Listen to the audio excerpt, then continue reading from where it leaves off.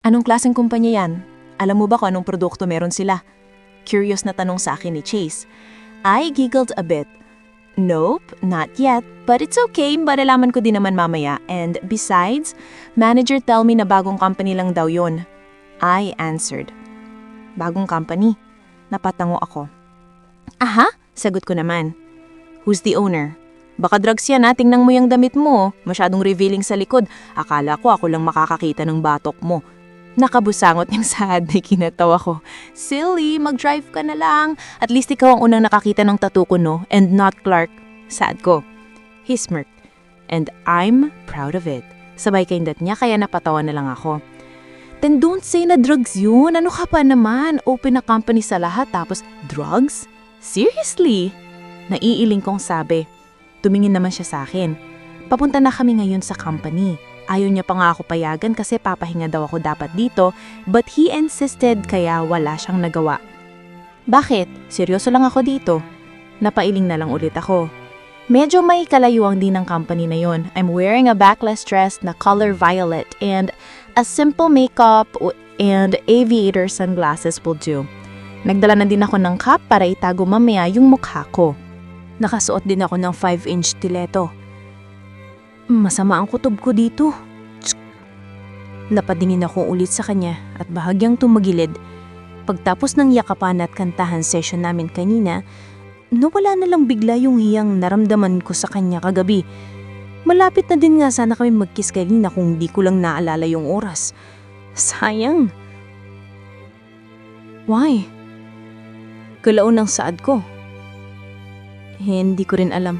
Masama lang pakiramdam ko dito. Seryoso niyang saad. Tinapik-tapik ko naman ang braso niya. Don't worry, you're at my side naman eh. Nakangiting saad ko na sinang-ayunan naman niya. Malayo pa ang biyahe kaya nagtanong-tanong na lang ako hanggang sa itanong ko yung isang bagay na bumabagabag sa isip ko. Chase, you told me na you will be my master, right? Napatango naman siya. Why? Sagot niya. Marahang kong kinigat ang loob ng pisngi ko. Kasi hindi ka naman nagiging master sa akin madalas or hindi nga talaga. Normal lang yung mga utos mo minsan. Diretso kong saad. I mean, akala ko din kasi totohanin niya. Naramdaman kong hinawakan niya ang kamay ko na nakapatong sa hita ko. Isang kamay niya na lang ang gamit niya sa pagmamaniho. Tsaka na. Simpleng sagot niya. Ha? Anong tsaka na? Naguguluhan akong sumagot. Akala ko nga maghihirap ako at patuloy akong maiinis sa kanya noon eh. Tumingin naman siya sa akin. May nakita kong emosyon sa mga mata niya na hindi ko mabasa pero bigla na lang din itong nawala. Tsaka nakita uutusang sumunod talaga sa akin at maging master mo kung kinakailangan ko nang gamitin yun. Mahina niyang saad at ibinalik sa daan ang tingin. Napatanggo-tanggo na lang ako dahil wala akong naiintindihan sa mga sinabi niya. Nanatiling hawak niya ang kamay ko. Akala niya naman susunod ako. Ano kami na sa pelikula? Makalipas ang ilang minuto ay huminto kami sa isang napakalaking building. Ang taas naman nito. Siguro mayaman yung may-ari talaga. Natural, mayaman. Hindi naman siguro makakapagpatayo ng isang kumpanya kung hindi, di ba? Nilibot ko ang tingin sa paligid, ganun din si Chase. Kaunti lang ang tao at siguradong walang makakahalata sa akin. As much as I want, ayaw ko muna ng mga flash at ingay. Inilayagan agad ako ni Chase pababa ng sasakyan, tsaka niya isinuot sa akin ang cap ko. Halata pang hindi siya mapakali habang nakatingin sa likod ko. Natawa na lang ako sa isip ko. Exposed kasi yung likod ko showing my tattoo. Naging malakas din ako dahil dito. Everyone loves my tattoo, especially Chase na kulang na lang ipagdangot at itago ako sa cabinet habang buhay. Mula sa kinatatayuan ko ay nakita ko ang logo sa pinakataas ng building. CLK Company ang nakasulat. Kaiba ng name nila ha. Siguradong sisikat tong company na to. Mahinang saad ko. Siyempre ako atang unang mag-endorse ng product nila eh. I wonder what product they have. Kasi kung ako gusto ko yung produkto ng mga bulaklak, especially roses. Pero sa ganito ba namang kumpanya, bulaklak lang ang product nila? At nakakumpanya pa talaga? Imposible naman. Baka mga cars or something big ang produkto nila. Gaya ng company sa Spain na bigating kotse at airplanes ang mayroon na ako mismo ang nag-endorse. Akala ko hanggang damit at makeups lang ako eh. Let's go, those bastard is looking at your back.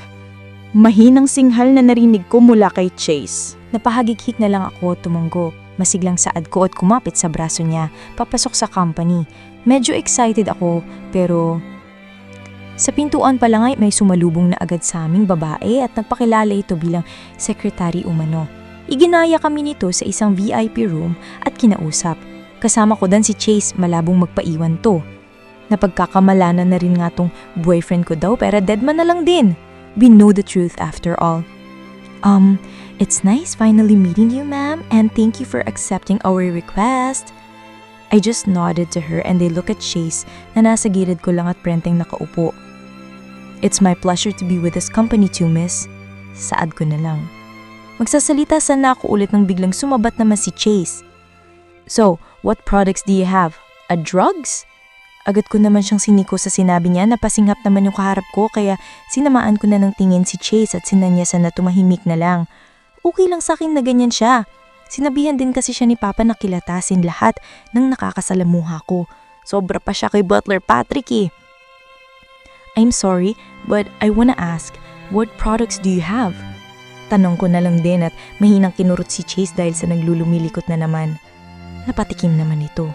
Mukhang nailang tuloy. Our product here is flowers, ma'am, especially roses. Nakingiting saad na nito.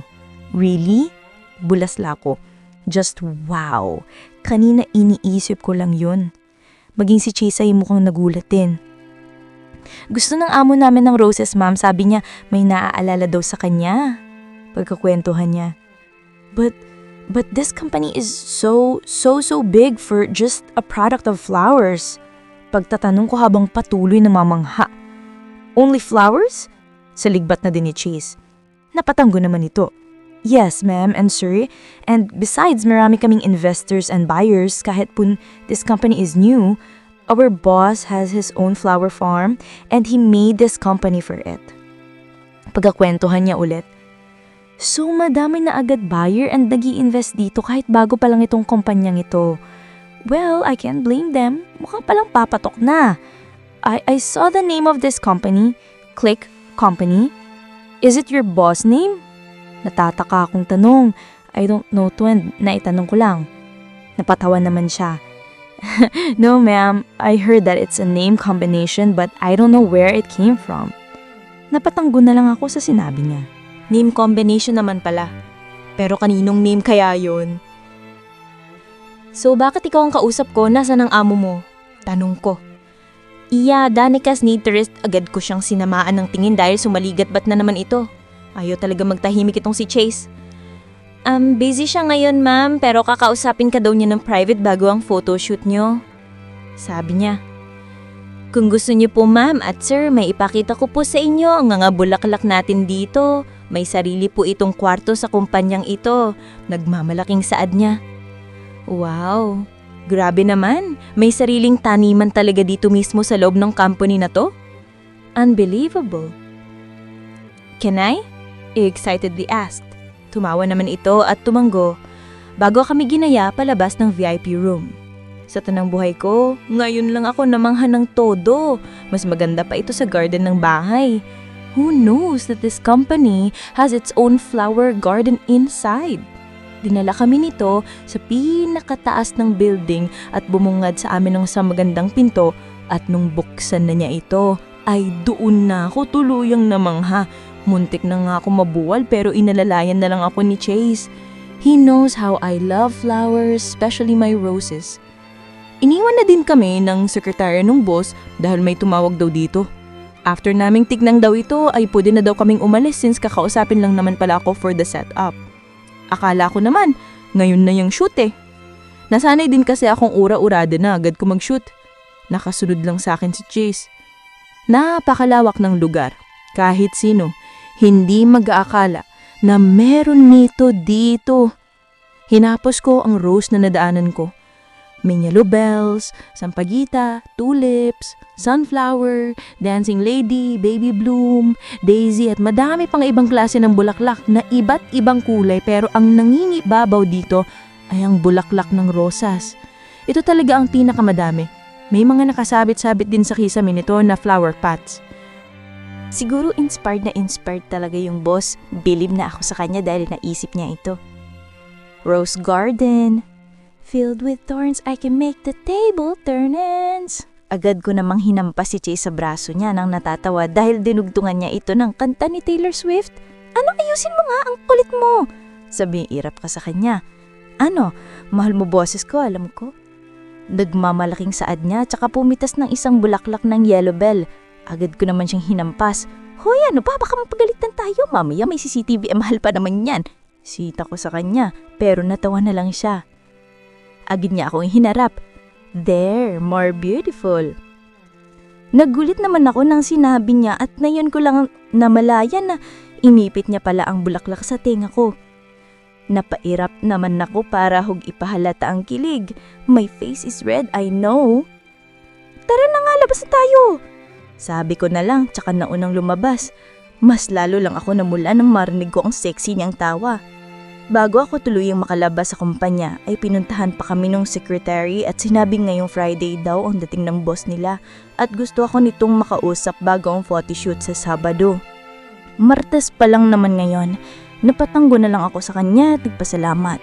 After nun may umuwi na din kami agad dahil nakaramdam na ako ng konting pagod. Mabilis naman nag-drive si Chase pa uwi. Napapailing na lang tuloy ako sa tuwing nagjo-joke na naman siya ng corny gaya na lang ng Danica? Oh, manok ka ba? Bakit? Nandito ka sa puso ko eh. Nasan yung manok doon? Kahit chicken mo pa. Gaya na lang ng ganon.